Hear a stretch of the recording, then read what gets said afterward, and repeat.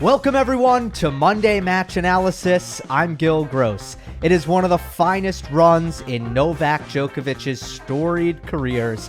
He wins his 19th major, his second French Open title. He comes back from 2 sets to love down against Stefanos Tsitsipas in the final. It was the second time of the tournament that he was down 2 sets to none. He comes back again, wins it 6-4 in the 5th. He had just beaten Rafael Nadal. He becomes the first man to beat Nadal at Roland Garros and go on to win the trophy in that very same year. He becomes the first man in the Open era to win all 4 major titles twice. He joins Rod Laver and Roy Emerson as the only 3 men to do so. And I always say this, but when I tell the story of Novak Djokovic, when I tell my kids about Novak Djokovic, there's a lot to say.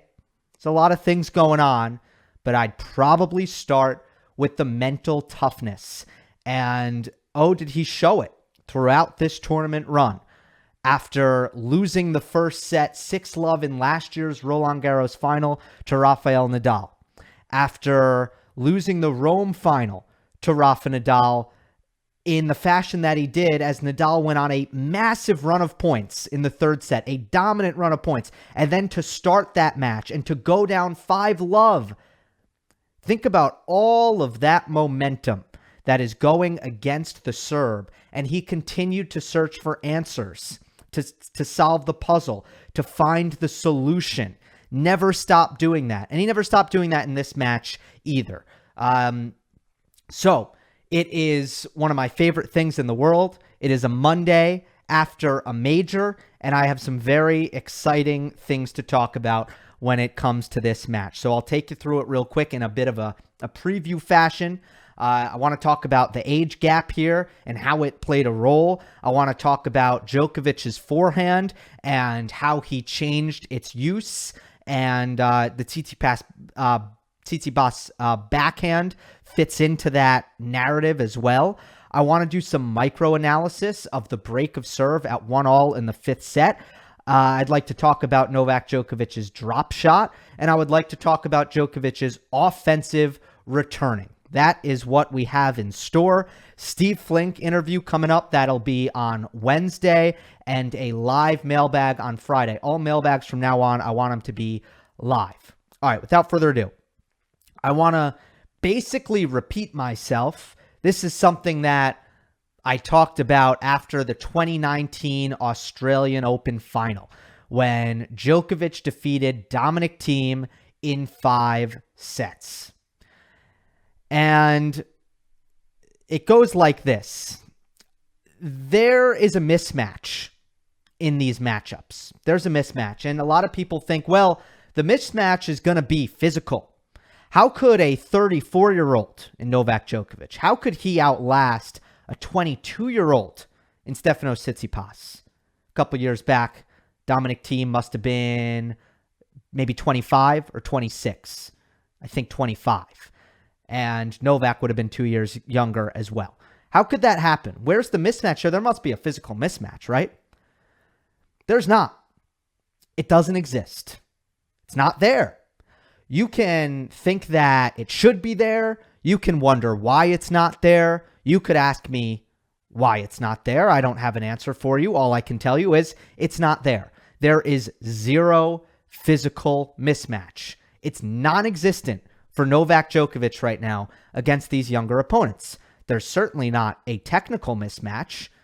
That's not the case. Novak has all the skills, if not more skills, more weapons to match anyone in the world. Here's the mismatch. The mismatch is experience. That's the mismatch. It's not physical, it's experience.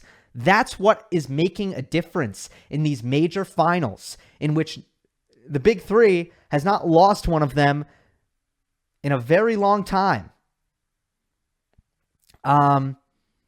If you count like Stan as part of, if you make it like a big 5 and you count Stan and Murray, it hasn't happened since Del Potro, where a young guy beats big 3 in a major final. I believe I'm correct in saying that. So where's the mismatch here? Experience. This was Novak's 29th major final. 29th. It was Tsitsipas's first. Well-deserved. Really great for him that he got there. More on that later. Novak goes into a fifth set. He was 4-1, major final, fifth set. He's been there 5 times. He's won 4 times. That is invaluable. The way that Djokovic served out this match, the way that he closed it, cold-blooded. Could his opponent have done that? Could Stefanos Tsitsipas have done that? I don't think so. The whole time, and going into this matchup, it's kind of to be expected that the Greek has the game, has the tools to play with Novak Djokovic. He's got it. He has the skills to get close to the finish line, maybe to sniff the finish line. But does he have the experience to cross it in his first major final? That's the missing piece. That's what he doesn't have. He said after the match, I learned after this match that winning 2 sets doesn't mean anything against these guys. Yeah, that's true. It doesn't. And Tsitsipas both took his foot off the gas, and Novak grew in confidence, solved some problems, adjusted, and played his best tennis in the latter 3 sets. Both of those things happened. But did he go away for a bit? Did Tsitsipas go away, end of the 3rd set, entirety of the 4th set? Yeah. Can you do that? Can you afford to do that? No. He raised his game again in the 5th set. That's too late. So this experience is good for Stefanos Tsitsipas. And I said this before the match. I'll say it again. He needs to lose these matches before he's ready to win them. So step 1 is complete. Lose that match. He needs to, most players need this in their career before they can take the next step forward. And I would be stunned if Tsitsipas is never lifting that trophy in Paris that Djokovic lifted this Sunday. I'd be stunned if Stefanos doesn't get his turn. But Novak's mental resolve in this tournament, his unbreakable will, his constant problem solving, that's what sticks out to me more than anything. But now let's get to some tactics. Novak, forehand down the line becomes a big key here, because early on, Tsitsipas is really getting the better of the forehand to forehand cross-court exchanges. And the conditions are quick, the court is dry, the ball's bouncing high, and Tsitsipas gets so much RPM on his forehand, more than Novak, and it was hopping up like crazy. It was bouncing up high over Novak's shoulders, and it was being hit with an angle where it was bouncing not only high, but up and away from Novak, and Djokovic was having to basically almost leap up in the air on every forehand just to reach it.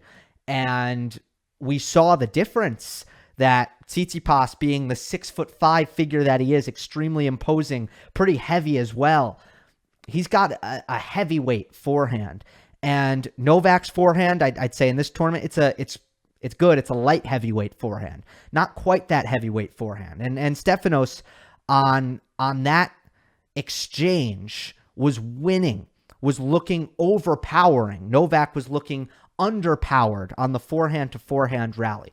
Meanwhile, Tsitsipas's backhand, when he had to hit him, they were patient and they were solid. They were perfect. He wasn't trying to do too much. He was waiting for his forehands. And it was a key early on. Now, Djokovic started off pretty hot. I thought he was playing really well in the start. And Tsitsipas's first serve bailed him out. He hit 7 aces in this first set. He plays some long service games early on in the match where he once hit 3 consecutive aces from down break point to hold. And that was extremely key for Stefanos to just keep his nose ahead in the first set. Novak ends up getting loose and plays some error-filled tennis late in the first set, loses the tie break. But it's the forehand-to-forehand exchange that tactically is a problem. In the second set, Novak really plays an uninspired set. It was tactically really desolate. Novak just hitting the ball, giving Tsitsipas way too many forehands. Of all the sets, Stefanos only hit 37% backhands in the second set. Every other set, they were all competitive, Novak made Stefanos hit over 40% backhands. But in the second set, only 37%. So there were no tactics there. Djokovic was just really emotionally flat. And Marian Vida said after the match, it was just, he just needed a spark. He was suffering from a bit of a hangover from the Nadal match. But also, I think, I don't know why. It's a little bit puzzling to me. Obviously, he remedies it.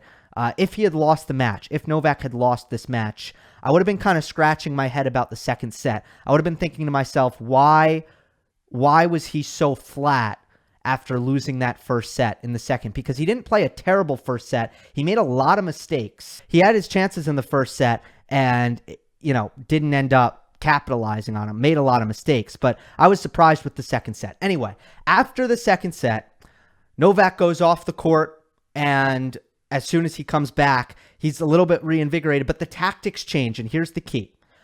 In sets 1 and 2, Djokovic hit 55% of his forehands cross-court, 45% of his forehands down the line. And that's actually a good amount of down-the-line forehands, but still not enough, because in sets 3 and 4, and I don't have the stats for set 5, the broadcast never showed it, but in sets 3 and 4, Djokovic hits 10% more of his forehands down the line. Instead of hitting majority cross-court, he goes 55% down the line, 45% cross-court. And if you watch most of these baseline rallies, the vast, vast majority of them, the rule for Novak is never hit cross-court forehands twice in a row. Same goes for the backhand, really, but never do it twice in a row. You have to go there, because otherwise Tsitsipas will camp in his backhand corner, and it'll be really hard to get it to his backhand. So you have to go to his forehand, but go there hard and only go there once. Change direction on the next ball. And that's how Novak Djokovic was getting Tsitsipas to hit more and more backhands. And then when that happened, something very interesting happened on the Stefanos Tsitsipas side of the net, which is that his backhand was just not quite as patient. I'd say, and I always give credit to Craig O'Shaughnessy, who now works with the Italian Tennis Federation. I think that's what it's called, but Italian tennis, used to work with Novak. He has an analogy that the forehand is the sword and the backhand is the shield, and Tsitsipas is a real embodiment of that. And he really executed that in the opening 2 sets. And Tsitsipas, in the first 2 sets, hit 2 unforced errors on his backhand. 2. And latter 3 sets, the ones that Novak won, 3, 4, and 5, 10 backhand unforced errors. No longer was it automatic. No longer was it as patient or as solid. And Tsitsipas was taking risks now and misfiring sometimes. And he made some, but he missed some. And that's what Novak needed. That's what he was looking for in these baseline rallies. But the fact that Novak can do that, the fact that he can do it against a righty, and he had just done it against a lefty, it speaks to his well-roundedness from the baseline. It speaks to the fact that he has every single shot in the book. And if you have a hole, Novak will find it. So let's take a look at how he exploited Tsitsipas's backhand corner in a crucial 1-2 game in the third set. And at this point, I felt that both players had a lot of energy, including Tsitsipas, and he still believed that he was in control of the match. And Novak was still looking for his confidence. But this is a long service game at 1-2, back and forth, and I'm going to pick it up when Tsitsipas has a game point at 1-2. And let's watch this now. So Djokovic doesn't get the return to the backhand, goes once to the forehand, and beautiful to the backhand, draws the slice error by Tsitsipas, right? So once to the forehand to open up the space, now the backhand is open, and I can find the error. Okay, next one, here we go. Return up the middle, Tsitsipas goes hard to the backhand, finds himself a forehand, now Novak finds the backhand down the line. They trade. Novak goes once to the forehand. Okay, now to the backhand because it's opened up. And another slice error. Same combination twice in a row. Now, on the next point, break point, Djokovic is able to pound the second serve return to the Tsitsipas backhand. And he goes down the line. Oh no, that's not an unforced error, but it's a forced error. What was he doing there? Was he treating the backhand like his sword or his shield? He went down the line trying to find the open court off of a ripped Djokovic return. That was too ambitious, and Djokovic gets the miss by finding the Tsitsipas backhand, and Tsitsipas just lacking the same discipline that he had in the opening 2 sets and missing that shot instead of playing so solidly on it like he did, especially in set 1, but also in set 2. Let me move on to now the next tactical key. I think the 5th set break of serve deserves some micro-analysis. And there is nothing that credits Novak more, I believe, in this match than really watching this game at 1-1 in the 5th set over again. If you watch this game over again, you can begin to appreciate just how good and locked in Djokovic was at this point in the match, because Tsitsipas did very little wrong in this game. He did one thing wrong in the game. He did not make first serves. That's it, though. Everything else, he made some great plays. He hit a great backhand drop shot in this game. He hit a great backhand down the line winner in this game. He hit a great backhand cross court that forced a backhand error from Novak. He did a lot of good things. Novak was just that good. Now, one thing is he hits what I believe is the shot of the match, the hardest shot of the match at 15-all in this game, when Tsitsipas hits a perfect drop shot and Novak not only gets to it, but hits an insane angle. And I know this wasn't a winner, so maybe people won't be replaying this over and over again, and it won't be on the highlight reels, but that shot is absolutely bananas. So that's at 15-all. So Tsitsipas should have been up 30-15 for sure. And then Novak misses a return, his worst mistake of the game on the next point. It could have been 40-15, but it wasn't. And let's pick up things with Tsitsipas having a game point. And Djokovic is going to hit some incredible defensive shots here. So let me just tell you before we look at these points. Here's the common themes in this return game from Djokovic. 3 keys. First one, no mistakes. First thing, obviously. Next, return to the backhands and superlative defense, outrageous defense. Those are the 3 keys. Okay? So let's start this with add in for Tsitsipas. All right, the serve, return to the backhand. Tsitsipas goes cross court. Djokovic open stance, can't get it to the backhand. And now on this one, he somehow gets it there and forces the Tsitsipas drop shot, and Djokovic puts it away. It's incredible that from this position, open stance for Novak with Tsitsipas pretty much camped in his backhand corner. It's unbelievable that Novak was able to get Tsitsipas to hit a backhand on this ball. And for Stefanos, once again, he should have accepted that Novak defended too well and to just give up offensive standing in the point. Just trade this backhand back cross court. That would have been the better play. But instead, he tries to make the backhand a sword. He goes for the drop shot, and Novak anticipates it, gets up to it easily, and hits the winner. Now it is deuce. And once again, we're going to see the serve, return to the backhand. Now Novak's going to slice cross court. That one actually skids off the line, and Tsitsipas shanks the backhand. Add out, break point for Djokovic, return to the backhand. Tsitsipas goes down the line. Look at that neutralization by Djokovic, really almost a counterattack. And again, we freeze the frame on the Djokovic forehand defense. The last place that Tsitsipas thinks this ball is going to go is back down the line into his backhand. The cross court is open. He thinks he's going to get a forehand, but not only does Novak go back down the line to the Stefanos backhand from a defensive position, but he hits it with such incredible depth that he draws the error. This 1-all game is the break of serve that gives Djokovic the advantage. And from there, he never drops his serve with great play on his front foot. But Stefanos didn't play that badly. He didn't make enough first serves, but he didn't play that badly in this 1-all game. So props to Novak for an incredible game there. I did talk about Djokovic and his ability to hold serve. Well, the drop shot was really, really key for Novak in offensive positions, and it deserves love. And I don't think any analysis of this match is complete without talking about Djokovic's drop shot, especially because it was much maligned in last year's tournament. And the Novak drop shot here has gone from a crutch to a weapon, straight up. Juxtaposed. Djokovic's drop shot juxtaposed with his heavy forehand and his strong depth is really something very difficult to deal with. He pins Tsitsipas back with his depth, and when the ball lands short, he just has well disguised, perfectly placed drop shots on such a consistent basis. So Novak hits 27 drop shots in this match, and 11 of them ended the point outright.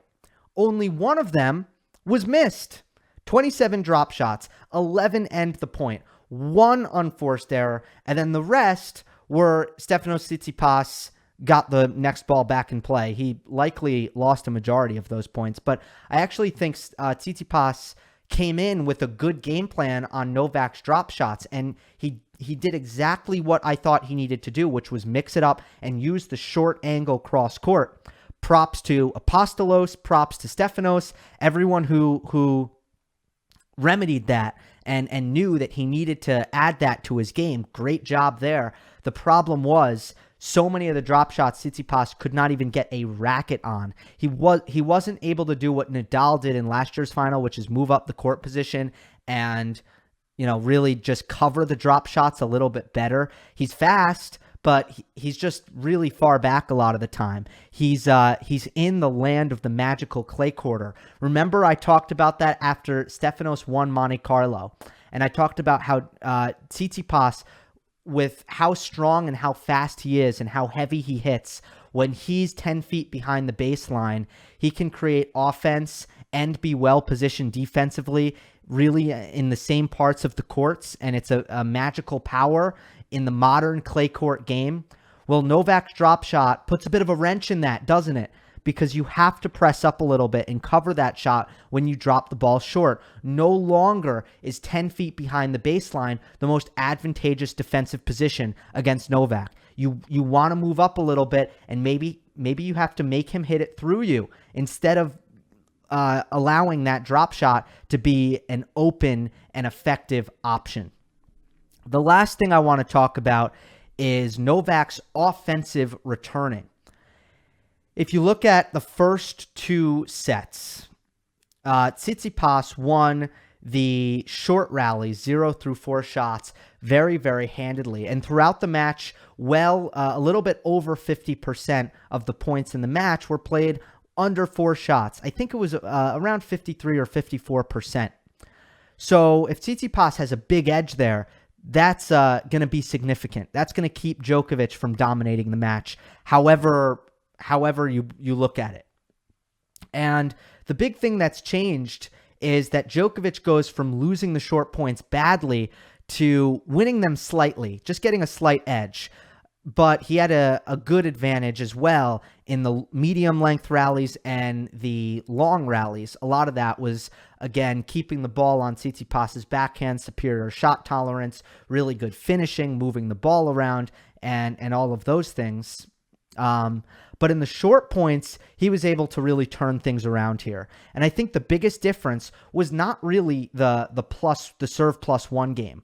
I think that Djokovic was good on his front foot, again, using the serve plus drop shot pretty regularly, but also able to club the forehands and not miss a lot and come to net and all of that good stuff. But Tsitsipas, he's better there. He's even better than Novak. He was imposing in the +1 game. He serves bigger than Novak Djokovic and Rafa Nadal for that matter, if we want to go there. He serves bigger. His forehand was good. It was strong. And I thought that both players got a good, good efficiency on their attackable balls that they were able to generate off of their serves. But I think the biggest difference in this match, in 0 through 4 shots, in the short points, was that Novak was using his return very dynamically as a shot of opportunity. Tsitsipas was not using his return as a shot of opportunity. He was using it as a shot of survival. That was the first serve return. The first serve return was a shot of survival. The second serve return was a shot of starting the point a little bit. There was some aggression. But not as good as Novak. Not even close. And on the first serve, forget about it. No aggression whatsoever. Just trying to be neutral. Well, Novak, I can't say that that's an abnormal strategy for Tsitsipas. I can't even say that's a wrong strategy. But if you compare it to Novak and you dig into the numbers, you see that that is the difference in the short points. Because there's very few between these guys in all of the other categories of short point play, from serving to hitting your first forehand to coming to net and finishing points there, where they were nearly identical from a success rate perspective. But Djokovic was able to do damage off his return. Immediate damage. Short rallies on the return. Tsitsipas, not even a little bit. So here's the numbers, folks. Tsitsipas's serve, Djokovic hit 8 winners and forced 10 errors in 0 through 4 shot points on the Greek's serve. Okay, so think that's 18 finishes. Now let's go to the Serb serve. Tsitsipas hit 4 winners, 2 forced errors. That's 6 finishes in total. So 6 versus 18. A really big discrepancy. The difference in short rallies over the course of a match. A clear indication that Novak was using his return to put pressure on Stefanos. Tsitsipas, not so much. No pressure, just neutral. So that's a big difference, right? And I thought that was very, very significant. So those are my thoughts on how Novak Djokovic was able to get it done in this match. Overall, 2021, just a quick assessment for Novak and what this means. And I'm going to just resist the urge to look ahead to Wimbledon too much. But this is obviously a massive development, because I do believe that this is his weakest surface. And what he was able to do here for me, overall, right? Not just looking at this Tsitsipas match, because I don't think, when I'm mapping out Monday match analysis, this wasn't going to come up in the tactical keys. But if I'm looking at an overarching view of Djokovic's clay court season, it's really about increasing his racket speed, upping the forehand RPM, using it to establish angles that he previously was not creating on this surface, mastering the use of the drop shot. Those are the main bullet points for me. And then continuing the strong first serve +1 play that we saw in Australia. Moving that over to the clay courts, it was less effective. It's going to be less effective. Djokovic loses some use of his his slicing second serve, goes to his kicking second serve, which is not quite as strong. Still has some trouble with being the less powerful on the court, on a clay court against someone like Tsitsipas or someone like Nadal, but did so many other things on the return and moving the ball around, and tactically did so many other things better that he was able to overcome that. And it was one of the great runs of Novak Djokovic's career in a major. No doubt about that. So congratulations to Novak. Congratulations to his fans. Once again, there's more French Open coverage coming. A Steve Flink interview that will be out on Wednesday. A live mailbag that will be on Friday. And that is all. Make sure to follow me on Twitter at Gill_Gross. A good time to leave a rating and review on Apple Podcasts. I'm available on all podcast platforms. I hope you enjoyed this. Don't forget to subscribe, and I'll see you next time.